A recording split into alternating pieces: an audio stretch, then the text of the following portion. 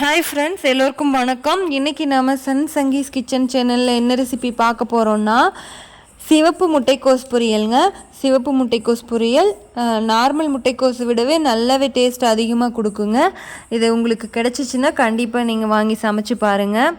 எல்லா மார்க்கெட்லேயும் இது இப்போ எல்லாம் கிடைக்கிது பாருங்கள். உள்ளே கட் பண்ணோன்னா இந்த மாதிரி தான் இருக்கும். இந்த சிவப்பு முட்டைக்கோஸ் நம்ம ரொம்ப பொடி பொடியாக அரைஞ்சி வணக்கிட்டோன்னா நல்லாவே டேஸ்ட்டு சூப்பராக இருக்கும். இதில் ஊறுகாய் கூட செஞ்சு சைடிஷ்ஷாக வச்சு சாப்பிட்றாங்க.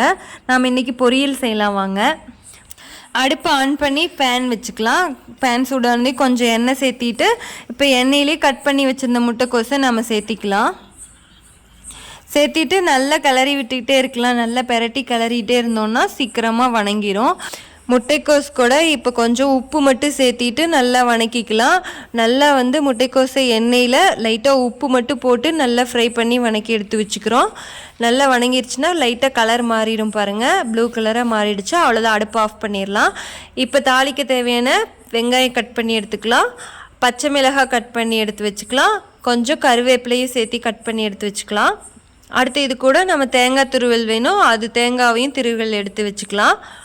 அடுத்து இப்போ அடுப்பு ஆன் பண்ணி மறுபடியும் பேன் வச்சுட்டு கொஞ்சமாக எண்ணெய் சேர்த்திக்கலாம்.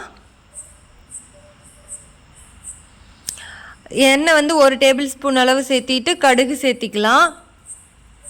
கடுகு நல்லா பொரிஞ்ச உடனே நம்ம கட் பண்ணி வச்சுருக்கிற வெங்காயத்தை சேர்த்திட்டு இப்போ கட் பண்ணி வச்சுருந்த மிளகாவையும் கருவேப்பிலையும் சேர்த்திக்கலாம். சேர்த்தி நல்லா வணக்கிக்கலாம். வெங்காயம் நல்லா பச்சை வாசனை போகிற வரைக்கும் வணக்கிக்கலாம். நல்லா கண்ணாடி மாதிரி ஆகிடும் பாருங்கள். இப்போ வெந்துருச்சுன்னா அடுத்தது இப்போ தேங்காவை சேர்த்திக்கிறோம். தேங்காய் திருவலையும் சேர்த்திட்டு இது ஒரு 2 நிமிஷம் வணக்கிட்டோன்னா போதும்.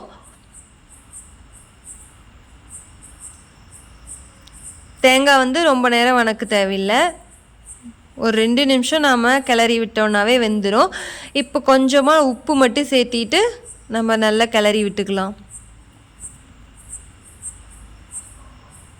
நல்லா 2 நிமிஷத்துலேயே தேங்காய் வணங்கிடும். நல்லா கிளறிட்டே இருந்தோன்னா போதும். அவ்வளோதான், தேங்காய் வணங்கிருச்சு. இப்போ நாம் வணக்கி எண்ணெயும் உப்பு மட்டும் சேர்த்தி நம்ம வணக்கி வச்சுருந்த முட்டைக்கோஸை இப்போ சேர்த்திக்க போகிறோம். ஏற்கனவே வணக்கிட்டோம், அதனால் இது வெந்துருச்சு. இப்போ தேங்காவோடு சேர்த்தி போட்டதுனால நல்லா கிளறிக்கலாம். தேங்காவும் முட்டைக்கோஸும் நல்லா கலங்குற வரைக்கும் நல்லா பெரட்டிவிட்டு இது ஒரு நிமிஷம் நல்லா இப்படி நல்லா கிளறி விட்டோன்னாவே போதும். நல்லா வெந்துடும்.